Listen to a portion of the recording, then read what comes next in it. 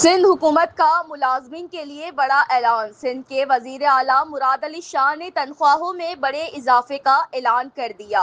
وزیر اعلی سندھ مراد نے سندھ حکومت کے سرکاری ملازمین کی تنخواہوں میں خاطر خواہ اضافہ منظور کر دیا۔ ناظرین، آپ رن نیوز پر یہ مناظر دیکھ سکتے ہیں۔ 5-6 trillion, including a development outlay of rupees 750 billion, with no new taxes. Budget 2026-27 of the government of Sindh for the 13th time, including 11 consecutive budgets. An honor and responsibility that no other elected representative has ever been entrusted with. At this moment, I also bow my head in gratitude to my late parents, whose values of honesty, hard work, and public service continue to guide me, and I thank my family for their unwavering support, patience, and sacrifice through this journey of service to the people of Sindh. Mr. Speaker, sir, at the outset, I pay tribute to Shaheed Zulfikar Ali Bhutto, founder of the Pakistan People's Party and former Prime Minister of Pakistan, whose vision of democracy and social justice and public empowerment transformed the political landscape of our country. I also pay homage to Shaheed Mohtarma Benazir Bhutto, whose courage, sacrifice, and unwavering commitment to democratic values continue to inspire generations of Pakistanis. Before presenting the budget for the financial year 2026-27, I wish to place on record my profound gratitude to President of Islamic Republic of Pakistan, Mr. Asif Ali Zardari, for his guidance and steadfast support during these challenging times. I also acknowledge the leadership of Chairman Pakistan People's Party, Mr. Bilawal Bhutto Zardari, whose vision of people-centered development, social justice, and inclusive growth continues to shape the priorities of the government of Sindh. His commitment to welfare of farmers, workers, women, youth, and vulnerable communities remains central to our development goals. I also pay tribute to the brave armed forces of Pakistan, whose courage, professionalism, and sacrifices continue to safeguard the sovereignty and territorial integrity of our beloved homeland. Recent regional developments have once again demonstrated Pakistan's role as a voice for peace, stability, and principled diplomacy. Under the leadership of President Asif Ali Zardari, Prime Minister Mian Mohammad Shehbaz Sharif, and Chief of Defence Forces Field Marshal Syed Asim Munir, Pakistan actively engaged with regional and international partners to support efforts aimed at de-escalation and peaceful resolution during the recent Middle East crisis, reaffirming its position as a nation that promotes peace in the region and stands for dialogue, upholding the canons of international law. Above all, I pay tribute to the resilient people of Sindh. I salute our farmers who continue to cultivate the land despite climatic uncertainty, our workers and laborers whose efforts sustain the economy, our teachers and healthcare professionals who serve with dedication, our entrepreneurs who continue to invest despite economic challenges, and our youth whose aspirations inspire us to build a better future. Honorable Speaker, I rise today to present the budget of the financial year 2026-27 in fulfillment of our constitutional responsibility and with a deep sense of commitment to the people of Sindh. The budget is being presented at a time when the global economy continues to face uncertainty arising from geopolitical tensions, disruptions in international trade, volatility in energy markets, and persistent inflationary pressures.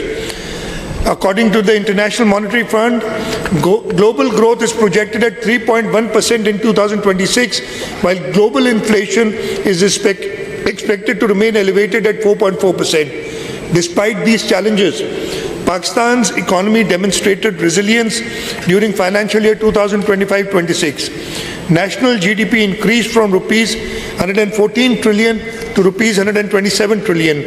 Economic growth improved at 3.5% at 3.7%. Per capita income increased from US dollars 1,751 to US dollars 1,091, and remittances reached a record US dollar 30.3 billion.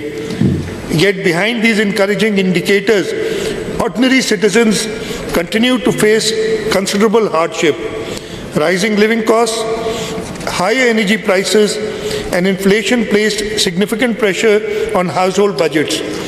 Inflation averaged at 6.69% during the year and reached 11.7% in May 2026, affecting the purchasing power of families across the country. Climate change also continues to pose a serious challenge to Sindh. The lessons of recent floods remain fresh in our memory. Recovery and reconstruction efforts continue across many districts, while increasing pressures on water resources, agriculture, and urban infrastructure demand sustained attention and investment. At the same time, thousands of young men and women enter the labor market every year seeking education, skills, and employment opportunities. Meeting these aspirations remains amongst our foremost responsibilities. Mr. Speaker, sir, faced with these challenges, the government of Sindh remained guided by clear conviction. The impact of economic uncertainty should not be borne by citizens alone. Accordingly, throughout financial year 2025-26, the government pursued a strategy of fiscal responsibility, prudent governance, and sustained investment in development. We sought to protect citizens, preserve economic activity, and continue investing in the sectors that matter most to people's lives. It is against this backdrop of global uncertainty, inflationary pressures, climate challenges, and rising public expectations that the government of Sindh pursued its development agenda during 2025-26. I now turn to the measures undertaken by the government to maintain fiscal discipline, strengthen public finances, and sustain development momentum during a very challenging year. Honorable Speaker, sir, throughout the year, our objective was not merely to manage public finances, but to ensure that every rupee spent delivered the maximum possible benefit to the people of Sindh. Non-essential expenditures were carefully controlled. Administrative spending was streamlined, and available resources were redirected towards development priorities and essential public service. Our approach was guided by a simple principle: fiscal prudence must enable development, not constrain it. At a time when many governments responded to economic pressures by reducing development spending, delaying projects, or curtailing investments in social sectors, the government of Sindh chose a different course. We protected investments in education, healthcare, social protection, agriculture, water resources, public transport, housing, and infrastructure. At the same time, we strengthened expenditure controls, enhanced monitoring systems, and accelerated governance reforms aimed at improving efficiency and ensuring value for money in public spending. The results of this approach are visible today. Despite inflationary pressures, rising construction costs, and increased expenditure demand, Sindh achieved the highest development performance in its history. Against an exceptionally challenging economic backdrop, the government of Sindh released more than rupees 900 billion for development activities across the province. Major achievements during financial year 2025-26 include completion of 952 schemes as per the following breakdown. I won't go through this breakdown to save time. This unprecedented level of investment supported roads, bridges, schools, hospitals, water supply schemes, irrigation infrastructure, public transport system, municipal services, and development activities benefiting citizens in every district of Sindh. These investments not only improved public services, but also generated economic activity, supported employment, and strengthened the foundation of long-term growth and prosperity. We believe responsible public finance is ultimately measured not by savings alone, but its impact on the lives of citizens. Honorable Speaker, I now turn to the measures undertaken by the Government of Sindh during 2025-26 to provide relief to citizens, protect livelihood, and support vulnerable segments of the society.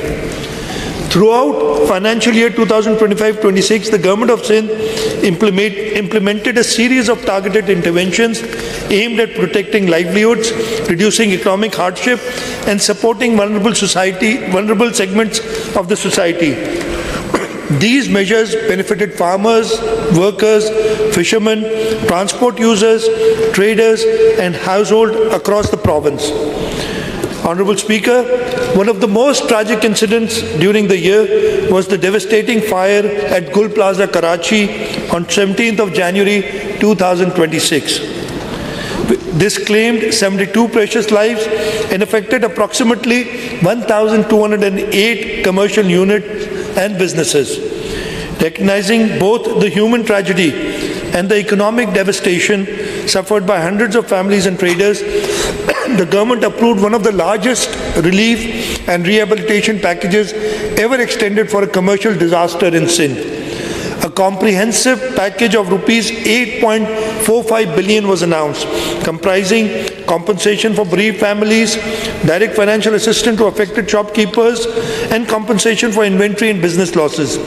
Under this package, compensation of rupees 10 million per deceased victim was approved. In addition, 1,208 affected shopkeepers